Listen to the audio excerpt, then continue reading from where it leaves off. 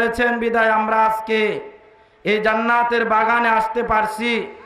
অতএব আমরা এই দিক সেদিক ঘোরাফেরা না করে আমরা এই জান্নাতের বাগানে বসে যাই, এই জান্নাতের সামিয়ানার নিচে চলে আসি। আল্লাহ রব্বুল আলামিন হয়তো এই দিনের উসিল্লা করিয়া কাল কিয়ামতের কঠিন ময়দানে আল্লাহ রব্বুল আলামিন আমাদেরকে মাফ করে দিবেন।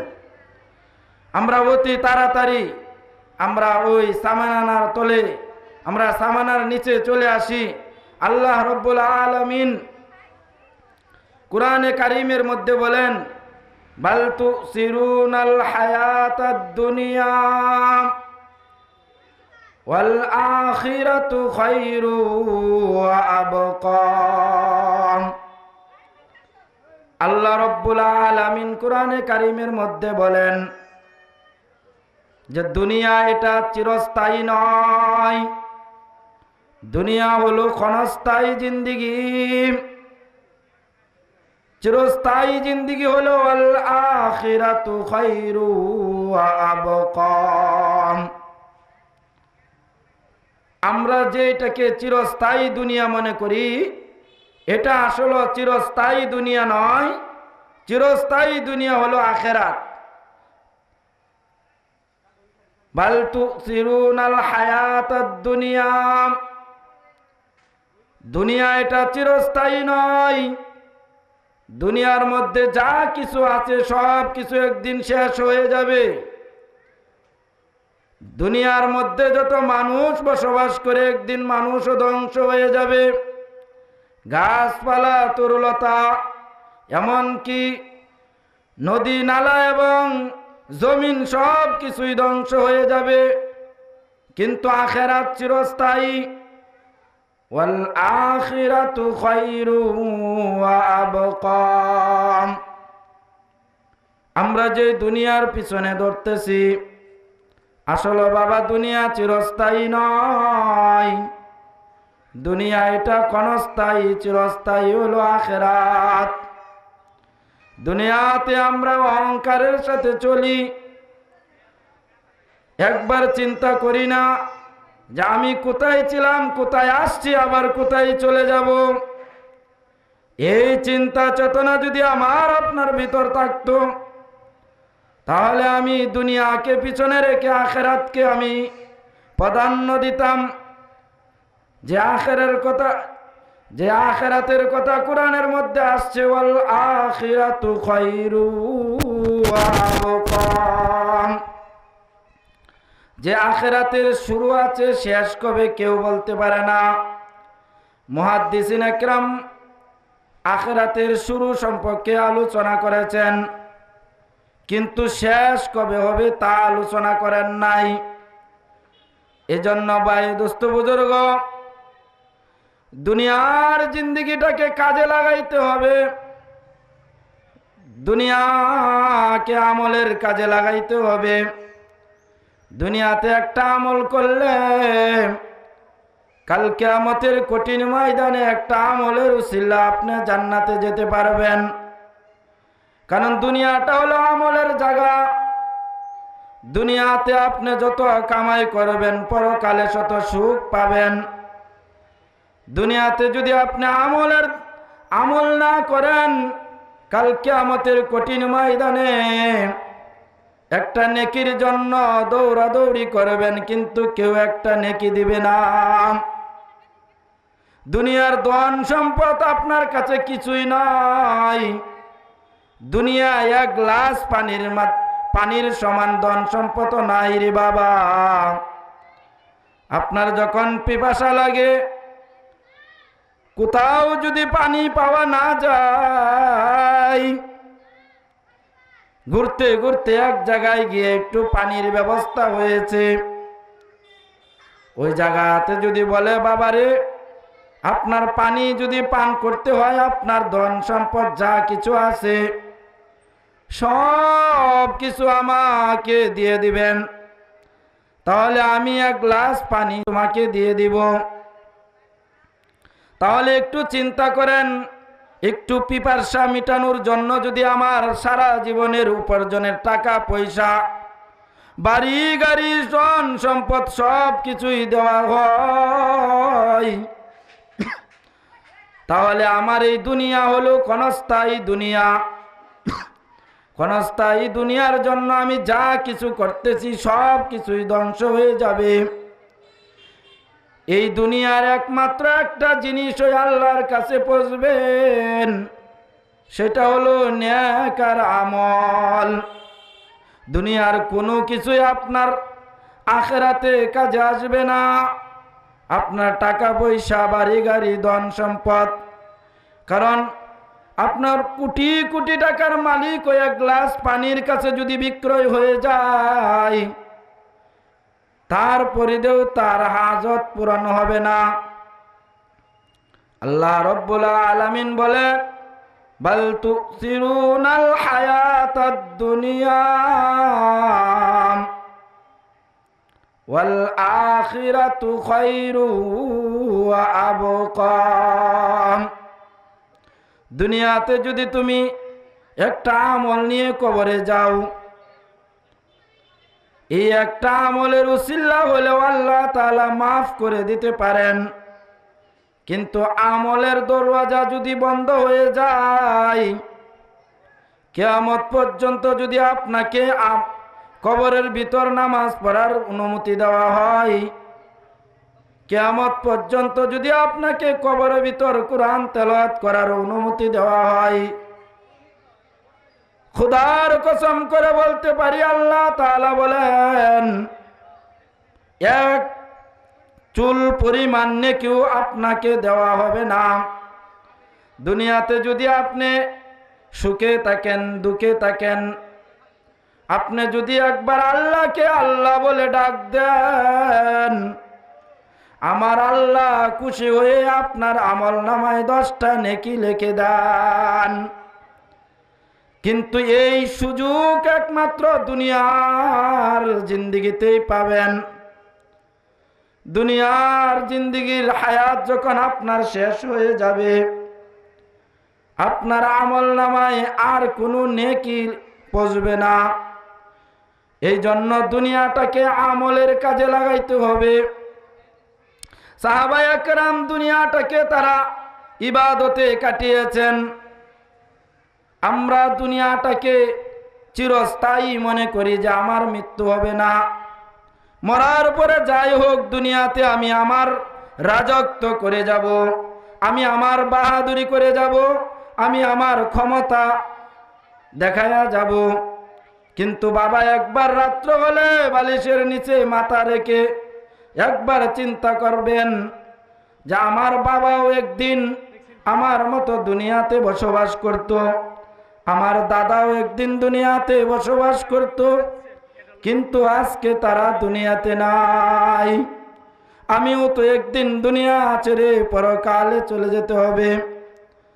আমার কবরের পাশ দিয়ে আমার সন্তানেরা যাবে, আমার আত্মীয় স্বজন আমার কবরের পাশ দিয়ে যাবে, কিন্তু কেউ বলবে না যে অমুক শুয়ে আছে। কিন্তু মরার পরে সবাই ভুলে যায়, কিন্তু আমার আল্লাহ ভুলে যান নাই। আপনি যদি দুনিয়াটাকে আমলের জায়গা বানিয়ে নেন, তাহলে মরার পরে আল্লাহ তাআলা আপনার সঙ্গী হয়ে যাবেন। আল্লাহ তাআলার ফেরেশতা আপনার জন্য সুপারিশ করবে। আল্লাহ তাআলার কাছে বলবে, ওগো আল্লাহ, আপনার এই বান্দা দুনিয়াতে আপনার ইবাদত করেছে, আপনার গোলামি করেছে, আপনার হুকুম পালন করেছে। যখন মসজিদ থেকে আযান হয়ে গেছে, আযান শুনে হাজার ব্যস্ততা বাদ দিয়ে আল্লাহ তাআলা আপনাকে স্মরণ করে আপনার হুকুম পালন করার জন্য মসজিদে হাজির হয়েছে। মসজিদে হাজির হয়ে প্রথম আল্লাহ তাআলার গুণগান গাইতেছে যে আল্লাহু আকবার। আল্লাহ আপনাকে বলতেছে আল্লাহু আকবার, আল্লাহ বড়, আল্লাহ বড়, আল্লাহর চেয়ে আর কেউ বড় নয়। আল্লাহ, এই ব্যক্তি আজকে মারা গেছে, তাকে আল্লাহ আপনি মাফ করে দেন। আমি আপনার ফেরেশতা হয়ে আমি আপনার বান্দার জন্য সুপারিশ করিতেছি, আল্লাহ আপনি আপনার বান্দাকে মাফ করে দেন।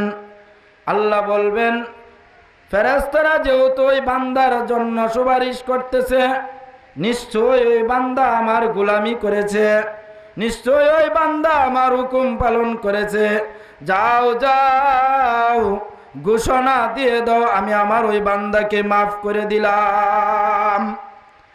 এই জন্য মুহতারাম হাজিরিন, আল্লাহ তাআলা কোরআনে বলেন, বাল তুসিরুনাল হায়াতাদ দুনিয়া ওয়াল আখিরাতু খায়রু ওয়া আবকা।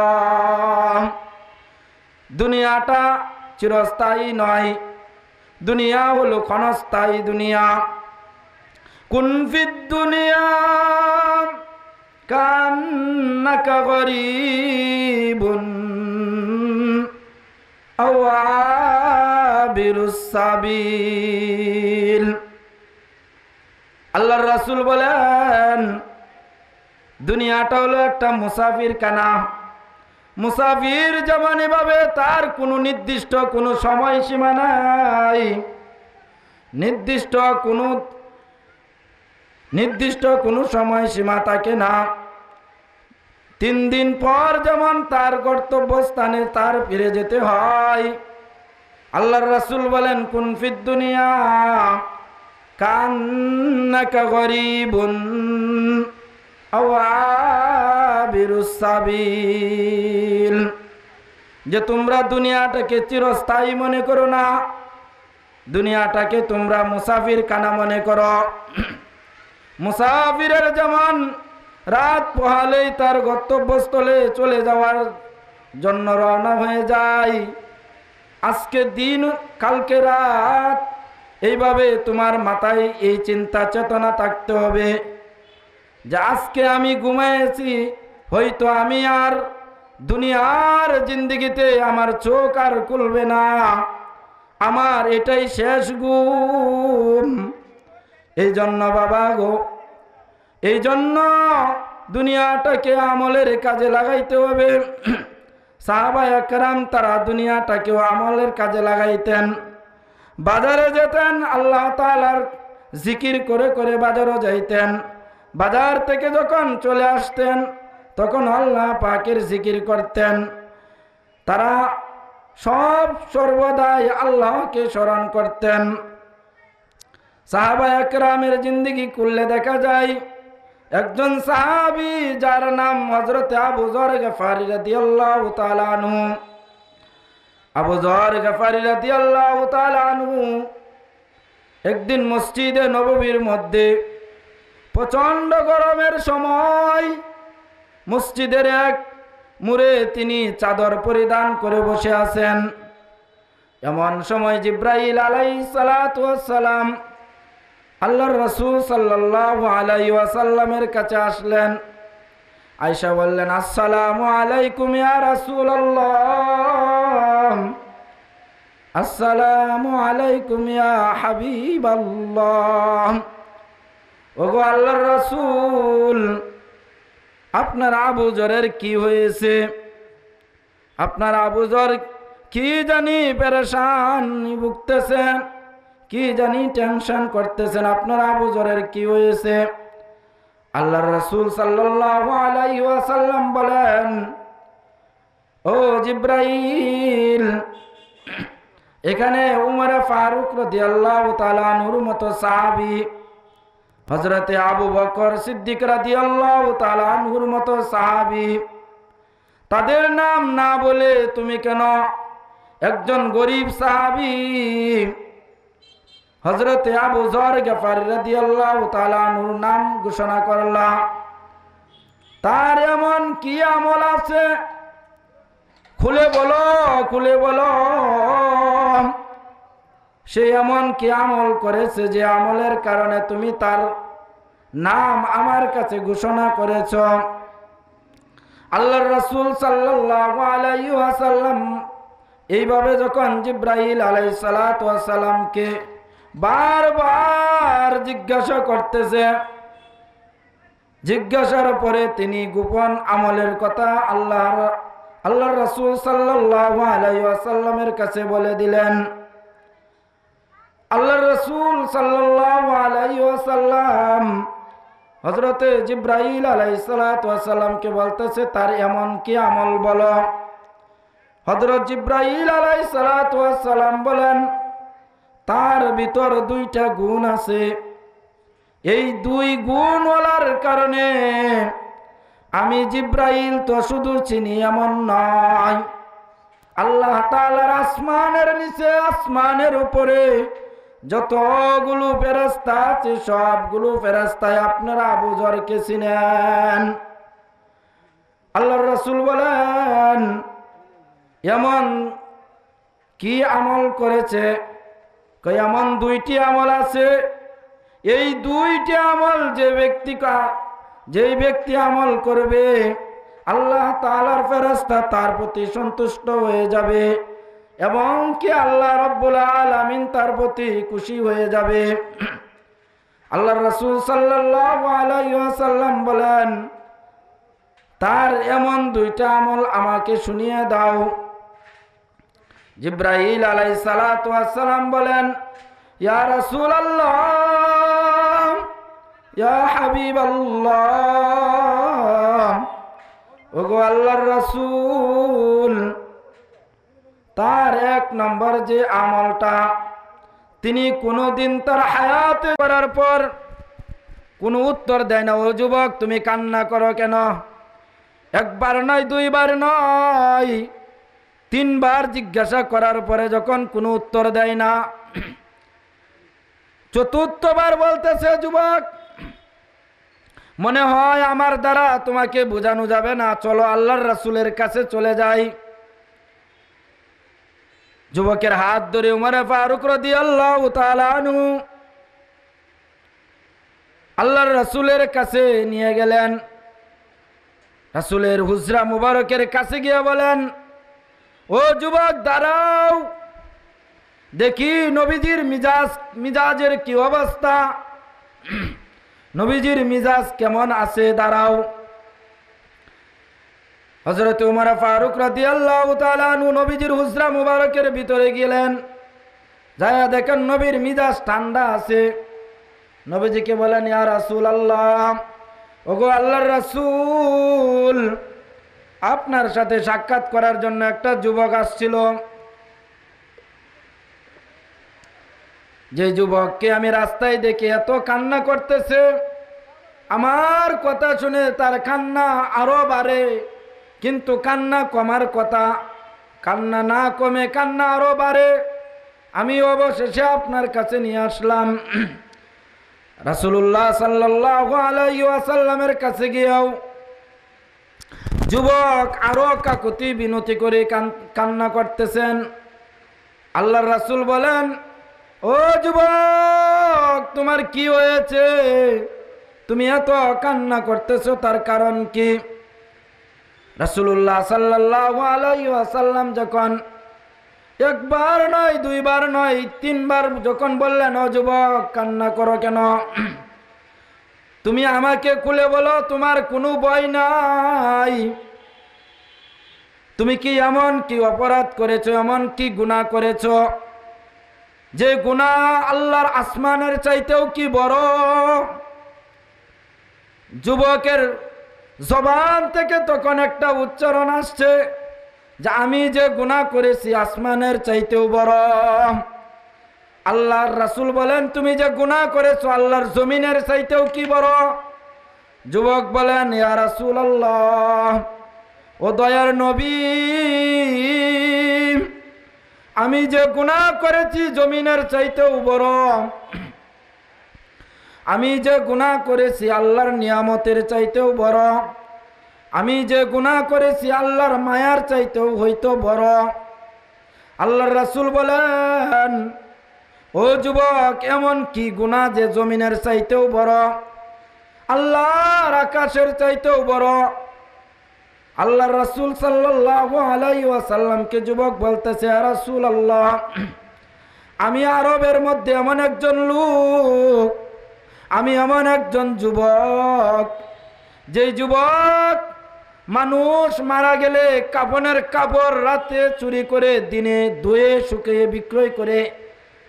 আমি এরকম একজন যুবক একদিন আরবের দেশে একটা নজওয়ান যুবতী মেয়ে মারা যায়। আমি গভীর রাত্রে যখন কাফনের কাপড় চুরি করার জন্য কবরটা খনন করলাম, কবরের ভিতরে গেলাম। যখন আমি কাফনের কাপড়টা শরীর থেকে খুলে যখন আমি কবর থেকে উঠে আসব,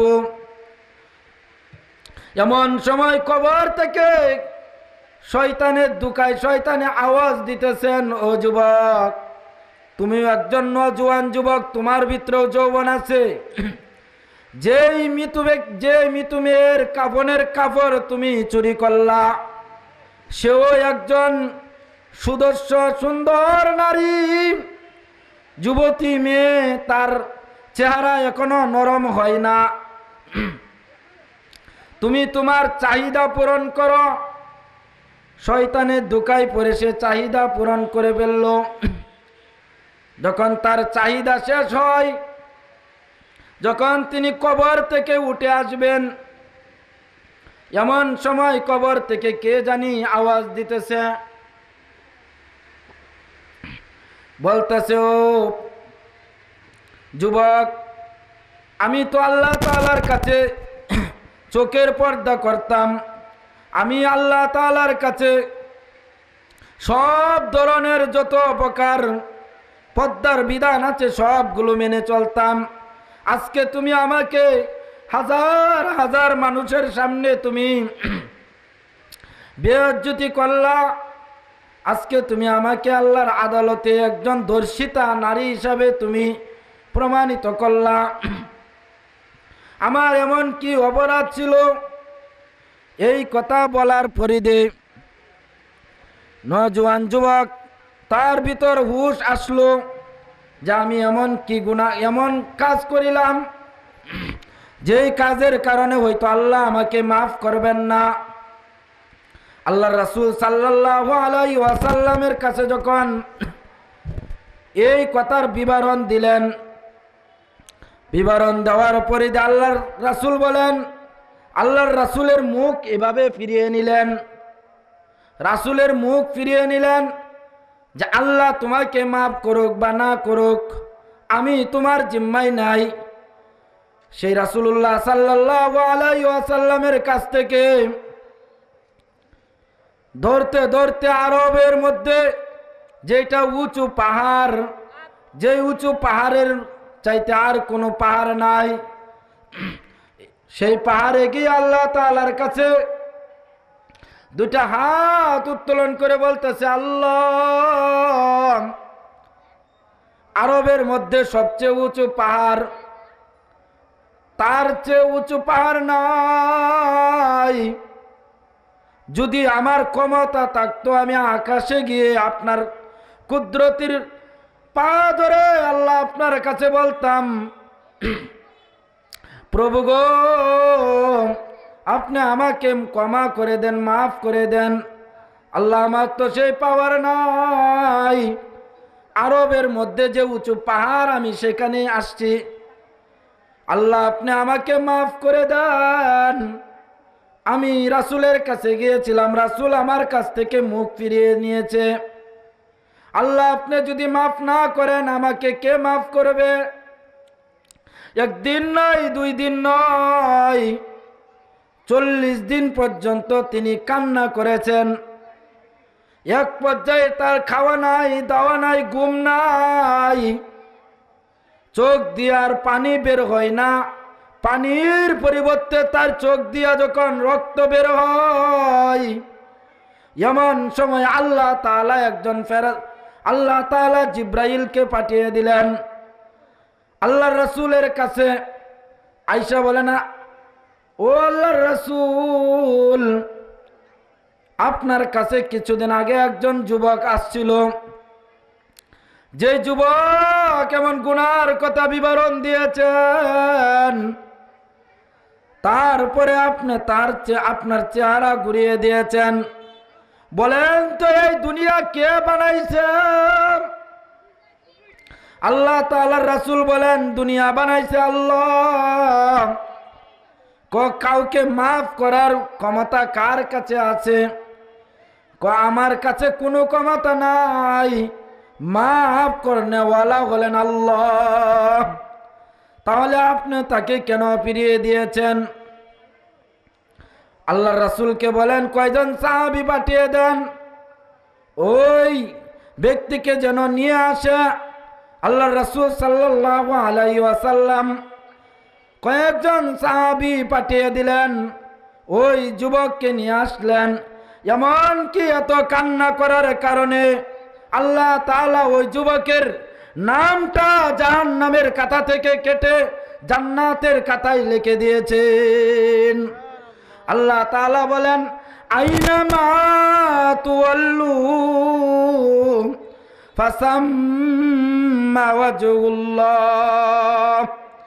যেখানেই তাকি না কেন আমার আল্লাহ তাআলা কিন্তু দেখেন। যেখানে কেউ দেখে না, দেখেন কে?